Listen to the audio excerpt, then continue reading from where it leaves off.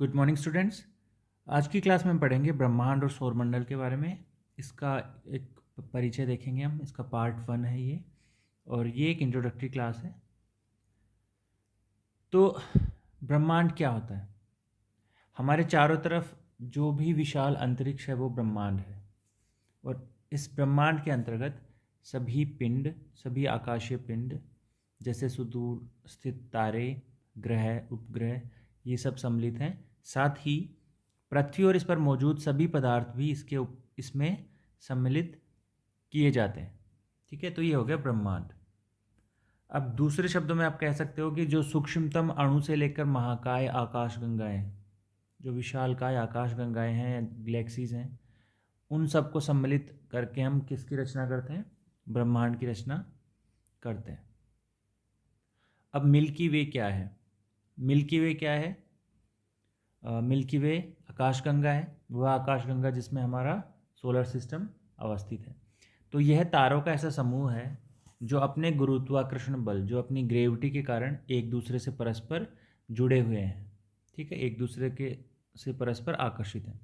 तो ये आप देख सकते हो कि ये मिल्की वे है। इसका डायमीटर है कितना? 1,00,000 प्रकाश वर्ष। ये जो मिल्की वे है आपको दिख रही है, पूरा मिल्की वे है। इस मिल्की वे में यहाँ पर आपको है ये दिखेगी पृथ्वी। तो मिल्की वे का एक पार्ट है पृथ्वी, और पृथ्वी किसका एक पार्ट है? सोलर सिस्टम का, या अपना जो पृथ्वी का जो सौर मंडल है उसका एक पार्ट है पृथ्वी। और ये आप यहाँ देख सकते हो, ये जो एक्सिस है ये दिखा रहा है कि पृथ्वी इसके ऊपर इस एक्सिस पे घूम रही है। तो ये मिल्की वे जिस पर हमारा सौर मंडल अवस्थित है, इसकी कुछ विशेषताएं हैं मिल्की वे की। उन विशेषताओं को एक बार देख लेते हैं। पहली, ये सर्पिलाकार है। उसके बाद में देखेंगे इसका व्यास, इसका डायमीटर है वो 1,00,000 प्रकाश वर्ष है। कितना है? 2 आकाशीय पिंडों की मध्य की दूरी को हम लाइट ईयर में नापते हैं, लाइट ईयर में मेजर करते हैं। तो इनका जो व्यास है वो 1,00,000 प्रकाश वर्ष जितना है, और इसका आकार कैसा है? तश्तरी नुमा है। नेक्स्ट पॉइंट, ये अपने केंद्र पर वामावर्त, काउंटर क्लॉकवाइज, अब इसका रोटेशन देखोगे अभी नेक्स्ट स्लाइड में, तो ये काउंटर क्लॉकवाइज घूम रही है, वामावर्त घूम रही है, मतलब घड़ी की सुई की दिशाओं के विपरीत ये घूर्णन कर रही है। फिर सभी तारे में जितने भी इसमें तारे अवस्थित हैं, जैसे सूर्य एक तारा है, तो सूर्य के जैसे अनेकों तारे आकाशगंगा के केंद्र के चारों ओर चक्कर लगाते हैं। ठीक है, तो जितने भी स्टार्स हैं वो आकाशगंगा में, इसके आकाशगंगा जो सेंटर पॉइंट है, केंद्र बिंदु है, केंद्र है, उसके चारों ओर ये चक्कर लगाते हैं। तारों की डिस्क, ये जो इसमें जो जितने भी तारे चक्कर लगाते हैं तो वो सब मिलकर एक डिस्क बनाते हैं। इसकी जो डिस्क है वो केंद्र में काफ़ी मोटी होती है। ठीक है, जो आकाशगंगा के केंद्र में तारों के एक अपेक्षाकृत उच्च संकेंद्रण का प्रतिनिधित्व करती है। तो इसमें क्या होता है कि आकाशगंगा के जो सेंटर में है ना, उसमें कॉन्सेंट्रेशन जो है तारों का वो ज़्यादा होता है। ठीक है, इसी वजह से जो केंद्र में क्या है, ये मोटी होती है। इसके केंद्र से सूर्य की दूरी काफ़ी अधिक है। कितनी है वो? लगभग 27,000 प्रकाश वर्ष। जैसा कि मैंने पिछले डायग्राम में आपको बताया था, पृथ्वी जहाँ पर अवस्थित है वो सौरमंडल वाला एरिया है, जहाँ पर सौरमंडल है। ठीक है, तो उसकी जो दूरी है केंद्र से सूर्य, इसके जो मिल्की वे है इसका जो केंद्र है उससे सूर्य की दूरी लगभग 2700 प्रकाश वर्ष है। ये आप देखोगे इसमें आपको रोटेशन दिखेगा।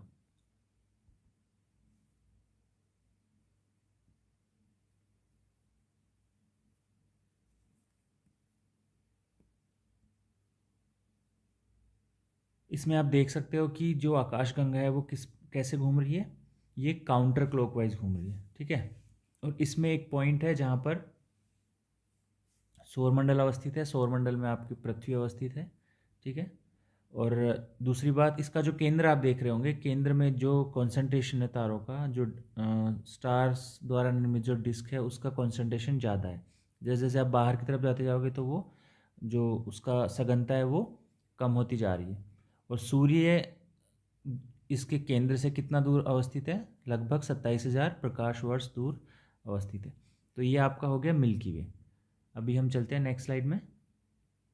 तारे क्या होते हैं? तो तारे हैं क्या? तारे ऐसे खगोलीय पिंड हैं जो निरंतर प्रकाश एवं ऊष्मा उत्सर्जित करते हैं। क्या है इसका कैरेक्टरिस्टिक्स? ये निरंतर प्रकाश और ऊष्मा का उत्सर्जन करते हैं, ठीक है।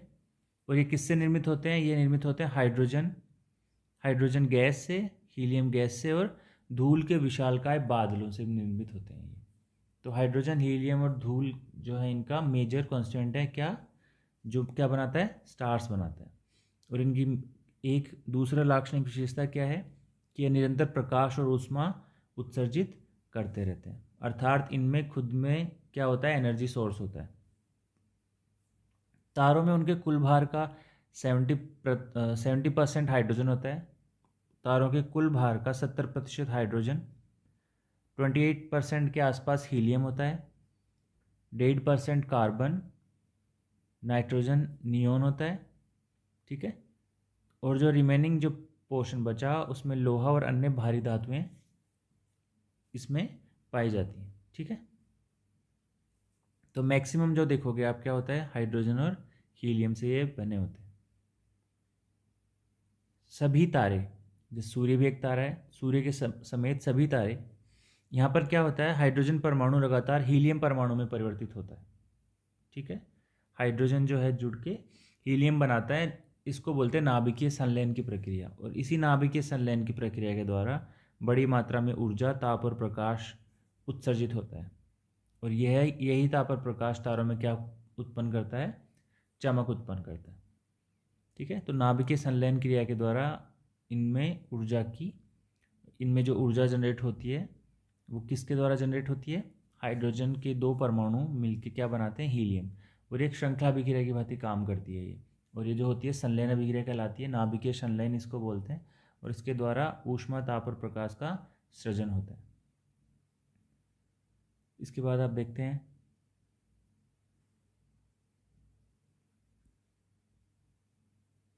तारों को उनके भौतिक अभिलक्षणों जैसे रंग, उनका आकार, चमक यानी दीप्ति और ताप के अनुसार वर्गीकृत करते हैं। तो 3 रंग के तारे हो सकते हैं, एक है लाल, रेड, एक है वाइट और एक है ब्लू। लाल, सफ़ेद और नीला। तो तारे का जो पृष्ठ सतह का जो ताप होता है उसके आधार पर ये निर्धारित होता है। जो लाल होता है, जिसका पृष्ठ लाल होता है, इसका मतलब क्या होता है कि इनका ताप अपेक्षाकृत निम्न होता है। इनका पृष्ठीय ताप या जो सतही ताप होता है उसका ताप कम होता है। वाइट होते हैं, उनमें जो पृष्ठीय ताप होता है वो लाल से ज़्यादा होता है। और जो नीले कलर के होते हैं, ब्लू होते हैं, इनका पृष्ठ ताप अत्यधिक उच्च होता है। तो इसके आधार पर क्या होता है? तारों का कलर निर्धारित होता है। उससे हमें क्या पता लगता है कि ये इनका जो पृष्ठीय ताप है वो कितना है। अब देखो आप, प्रोक्सिमा सेंटोरी आपने सुना होगा। प्रोक्सिमा सेंटोरी पृथ्वी के सबसे निकट तारा है, ठीक है। सबसे निकट तो सूर्य है ओबियसली, लेकिन सूर्य के बाद में सबसे निकट जो तारा है वो क्या है? Proxima Centauri. और पृथ्वी से इसकी दूरी कितनी है? लगभग 4.22 प्रकाश वर्ष, 4.22 प्रकाश वर्ष, ठीक है। और दूसरा एक तारा है अल्फा सेंचुरी। अल्फा सेंचुरी जो है पृथ्वी से 4.3 प्रकाश वर्ष की दूरी पर अवस्थित है। तो प्रोक्सिमा सेंटोरी सूर्य के बाद में पृथ्वी के निकट स्थित सबसे निकटतम तारा है। अब हम बात करते हैं सोलर सिस्टम या सौर मंडल की। तो सौर मंडल क्या है? सौर मंडल में सूर्य और उसके साथ में 8 उपग्रह हैं। और सूर्य 8 ग्रह और उनके उपग्रह, जो भी ग्रह हैं उनमें से कुछ के उपग्रह हैं तो उनको उपग्रहों को भी इसमें सम्मिलित करेंगे। साथ ही अन्य पिंड जैसे क्षुद्र ग्रह या एस्टेरॉइड्स, धूमकेतु या कॉमेट्स या मेटियोर्स इसमें सम्मिलित हैं। तो ये जितने भी जिन पिंडों की हमने बात की वो सब मिलके क्या बनाते हैं? सौर मंडल। इसमें याद रखिएगा कि पहले 9 ग्रह थे, अभी जो डीक्लासिफिकेशन हुआ है उसमें यम से ग्रह का दर्जा छीन के उसको क्या बना दिया गया? बोना ग्रह, ड्वार्फ प्लैनेट, ठीक है। तो अभी वर्तमान में कितने ग्रह हैं? 8 ग्रह हैं। इसको भी हम देखेंगे। सौरमंडल आकाशगंगा के केंद्र से लगभग कितना है? अभी बताया 1000 प्रकाश वर्ष की दूरी पर अवस्थित है और लगभग कितना पुराना है, इसकी आयु लगभग 5 अरब वर्ष जितनी है। ठीक है, सूर्य क्या है, सौर प्रणाली या सोलर सिस्टम के केंद्र में है। ठीक है, और ये सभी विशालकाय पिंड इसके चारों तरफ चक्कर लगाते हैं। जितने भी ग्रह हैं, उपग्रह, धूमकेतु, उल्काएं, ये किसके चारों तरफ चक्कर लगाते हैं, सूर्य के चारों तरफ ये चक्कर लगाते हैं। सभी ग्रह किसके चारों तरफ चक्कर लगाते हैं, सूर्य के चारों तरफ। और सूर्य किसके चारों तरफ चक्कर लगाता है, जो आपकी मिल्की वे है उसके केंद्र की तरफ। नेक्स्ट देखते हैं, सूर्य के गुरुत्वाकर्षण बल के कारण सौरमंडल और उसके सभी ग्रह और अन्य पिंड इसके चारों ओर परिक्रमा करते हैं, जैसा कि मैंने अभी बताया। इसका कारण क्या है, सूर्य का ग्रेविटेशनल फोर्स या सूर्य का गुरुत्वाकर्षण बल। इस प्रकार सौरमंडल के सभी सदस्यों की गति मुख्य रूप से सूर्य की गुरुत्वाकर्षण बल द्वारा नियंत्रित होती है। सौरमंडल में सूर्य का महत्वपूर्ण स्थान है। संपूर्ण सौरमंडल के पदार्थों का लगभग 99.9% केवल सूर्य से निर्मित है। इससे आपको पता लगेगा कि सौरमंडल में सूर्य का कितना इम्पोर्टेंस है। साथ ही सौरमंडल में सभी प्रकार की ऊर्जा का स्रोत क्या है, सूर्य ही है, क्योंकि वो क्या है, एक तारा है और उसके पास स्वयं की ऊर्जा है। और वो ऊर्जा उसको कहाँ से प्राप्त होती है, नाभिकीय संलयन के माध्यम से। नेक्स्ट देखते हैं सूर्य। तो सूर्य क्या है, सौरमंडल या सौर परिवार में सूर्य का प्रमुख स्थान है। ठीक है, जैसे कि हमने अभी बताया। अन्य लाखों तारों की तुलना में सूर्य मध्यम आकार का तारा है और इसकी द्युति औसत द्युति वाला है। हालांकि सूर्य पृथ्वी के निकटतम है, फिर भी यह पृथ्वी से कितनी दूर पर अवस्थित है, 150 × 10⁶ किलोमीटर। यदि आप किलोमीटर में लोगे तो इतना दूर अवस्थित है। सूर्य के प्रकाश को पृथ्वी तक पहुंचने में कितना टाइम लगता है, इसको लगता है 8 मिनट और 20 सेकंड का। आप कंपेयर करके देखोगे, सूर्य के बाद में जो सबसे निकटतम तारा है, जैसे कि मैंने अभी बताया आपको, वो है प्रोक्सिमा सेंटोरी। और प्रोक्सिमा सेंटोरी से प्रकाश को पृथ्वी तक पहुंचने में कितना टाइम लगता है, 4.3 ईयर्स, 4.3 वर्ष लगते हैं। तो आप देख सकते हो कि प्रोक्सिमा सेंटोरी पृथ्वी से कितना दूर अवस्थित है। नेक्स्ट स्लाइड देखते हैं। सूर्य एक गैसीय गोला है, जैसे कि अभी थोड़ी देर पहले बताया था। इसमें 71% के आसपास हीलियम मिलेगा, हाइड्रोजन है, और 26.5% के आसपास क्या है, हीलियम है। और जो रिमेनिंग है वो अन्य भारी तत्व हैं, जो लगभग 2.5% हैं। सूर्य का जो केंद्रीय भाग है उसको बोलते हैं कोर या क्रोड। इसका ताप कितना होता है, इसका ताप होता है 1.5 × 10⁷ डिग्री सेंटीग्रेड। ठीक है, और जो सूर्य का जो सबसे बाहर वाला सतह है उसका तापमान है लगभग 6000 डिग्री सेंटीग्रेड। आप ये डायग्राम देख सकते हो। तो ये जो फोटोस्फीयर है, फोटोस्फीयर का तापमान होता है 6000 डिग्री सेंटीग्रेड के आसपास। ठीक है, और ये जो कोर आपको मध्य में दिख रहा है, यहाँ का जो तापमान है होता है 1.5 × 10⁷ डिग्री सेंटीग्रेड। ठीक है, तो इसमें इसकी जो स्ट्रक्चर है इसको हम डिटेल से नहीं देखेंगे अभी, लेकिन आप इसमें देखिएगा कुछ कुछ जगह पर सनस्पॉट्स दिखेंगे आपको। अभी देखेंगे आगे वाली स्लाइड्स में कि ये सनस्पॉट्स होते क्या हैं। तो इसमें देखिए कन्वेक्शन जोन है, एक रेडिएशन जोन है जहाँ से ऊर्जा बाहर की तरफ आती है। और कन्वेक्शन में क्या होता है, ये संवहनीय तरंगें चलती हैं। ठीक है, ये मूव करती हैं नीचे।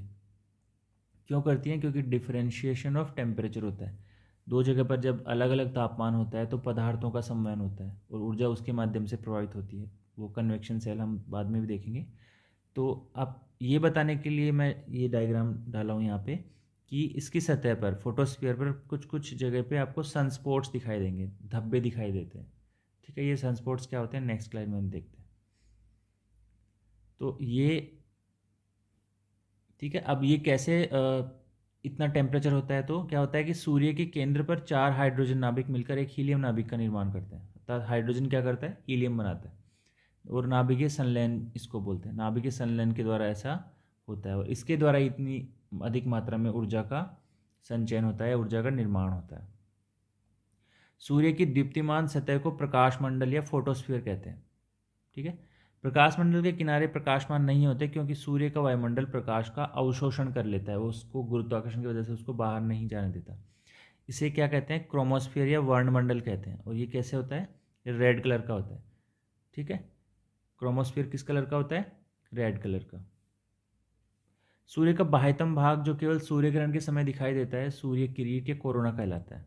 ठीक है, ये बाहरी पार्ट होता है जो केवल तभी दिखाई देता है जब सूर्य ग्रहण की अवस्थिति होती है।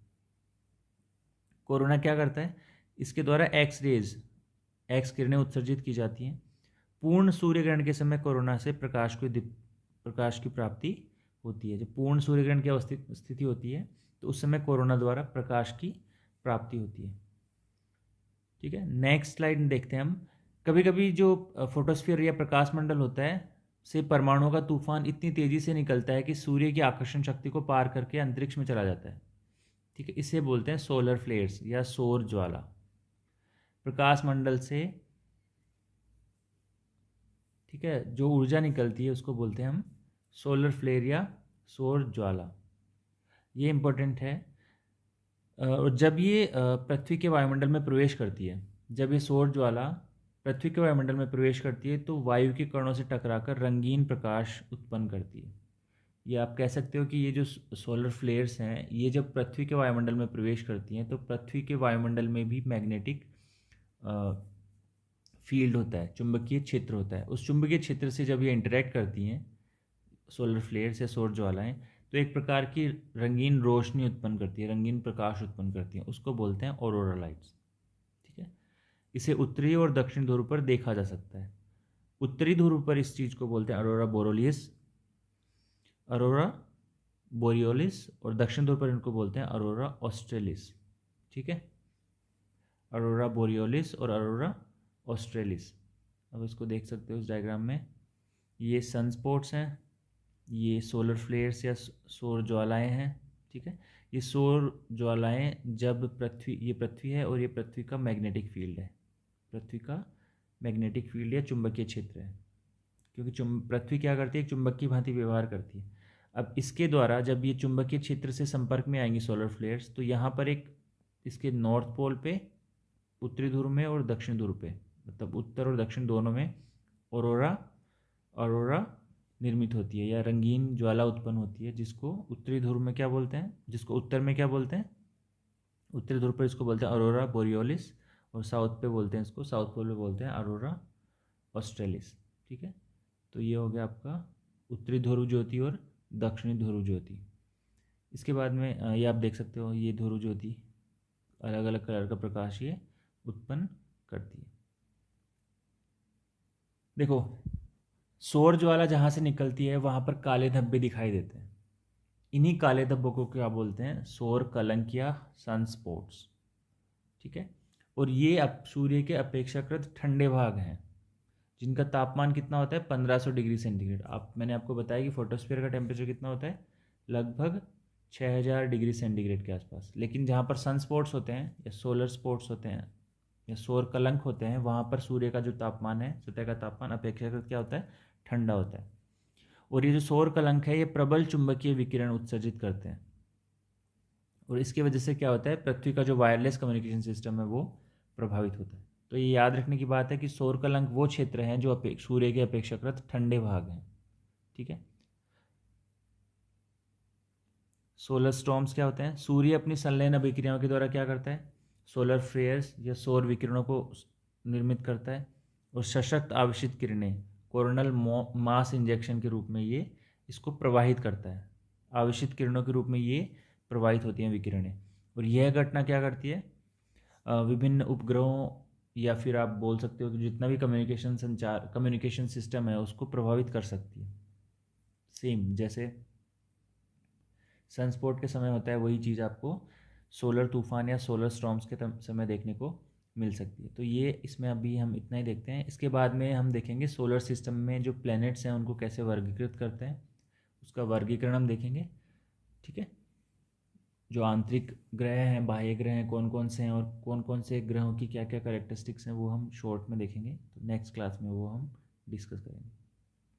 Thank you.